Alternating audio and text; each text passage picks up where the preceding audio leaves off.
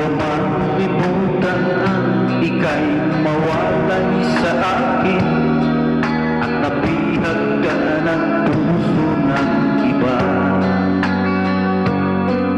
Nagpaalam man sa isa't isa'y anong sakit pa rin, pagkat langit ko ay ang ibigin ka.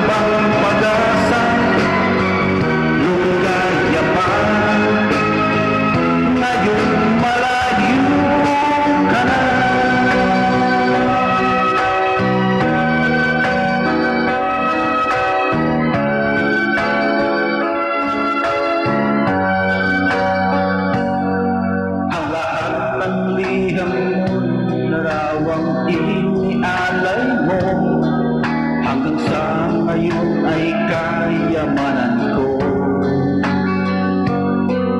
Sa tuwing basahin ko mga nilalaman nito, luha lamang ang aking kasagutan.